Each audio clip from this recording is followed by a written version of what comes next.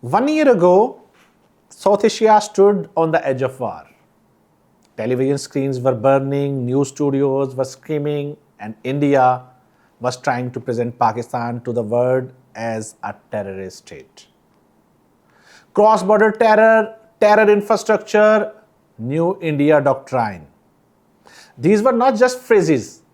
These were part of India's Narendra Modi's 12-year political and strategic policy. But today, 1 year later, India's own Defence Minister Rajnath Singh say, and I quote, "Terrorism has no religion or nationality." So the question is, what changed after Marka-e-Haq? Why is India, which spent years linking every terrorist incident to Pakistan and Islam, now changing its tone?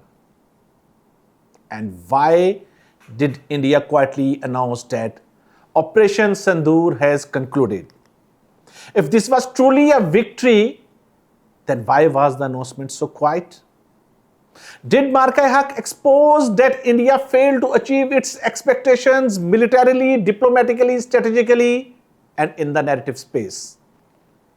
And is that why the Narendra Modi government now appear forced to soften a 12-year policy built around isolating Pakistan? This is The Pivot. I'm Ali Furqan. And tonight, 1 year after Marka-e-Haq, we are not just revisiting a war, we are auditing a narrative battlefield. What happened 1 year ago? May 2025 was not just a border escalation. It was a full spectrum confrontation where weapons and narratives moved together. India launched Operation Sindhoor, and Indian media created a total war atmosphere. Every screen carried nationalism, every debate carried revenge, and every speech aimed to isolate Pakistan.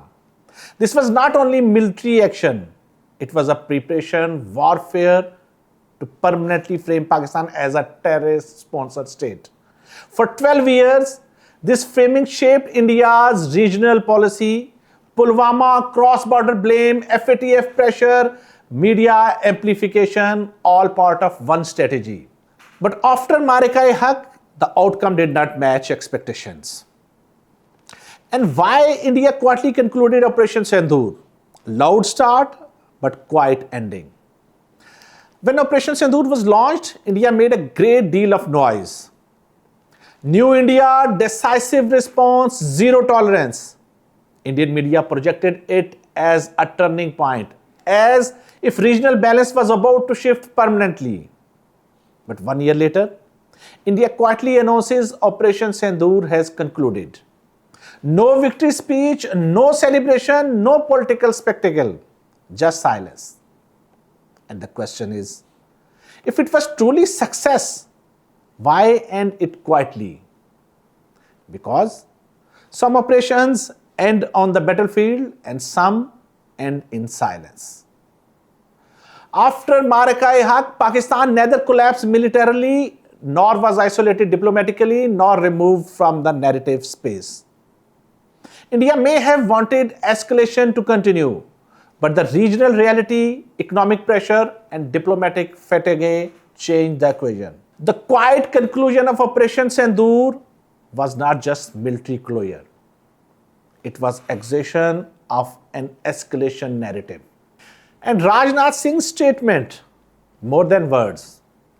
Let me quote, "Terrorism has no religion or nationality." This is not just a diplomatic line. It is a strategic signal. Because this is the same India that for years linked terrorism directly with Pakistan and Islam. So why is the tone changing? First, after Marka-e-Haq, Pakistan did not collapse strategically or diplomatically as expected. It maintained resilience, engagement, and narrative presence. Second, India cannot sustain permanent escalation indefinitely. It creates economic and diplomatic pressure.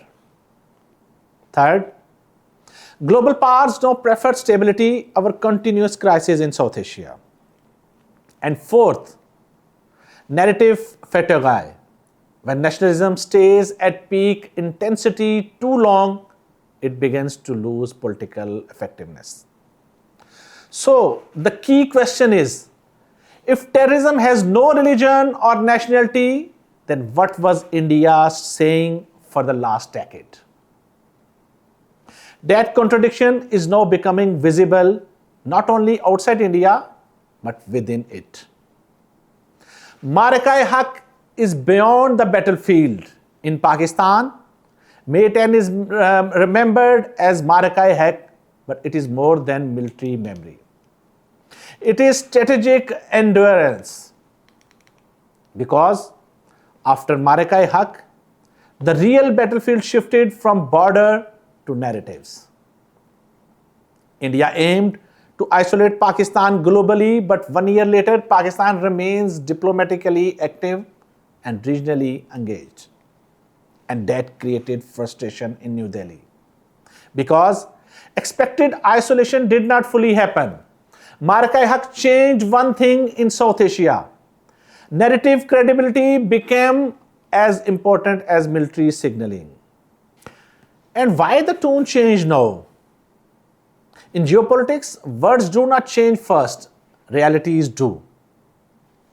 And 1 year after Marka-e-Haq, those realities are now forcing recalibration. Narratives can create momentum, but foreign policy always returns to ground reality. India made noise when Operation Sindhoor began, but chose silence when it ended. And in geopolitics, silence often speaks louder than announcements. 1 year ago, escalation dominated the region. Today, that intensity is fading. 1 year ago, the goal was Pakistan's isolation. Today, India itself is adjusting its language. And that is why Rajnath Singh said, terrorism has no religion or nationality. The question is not only why India changed its tone. The question is, has Marka-e-Haq changed the political reality of South Asia itself? Has the narrative battlefield itself shifted? This was The Pivot. I am Ali Furqan. Thank you for joining me.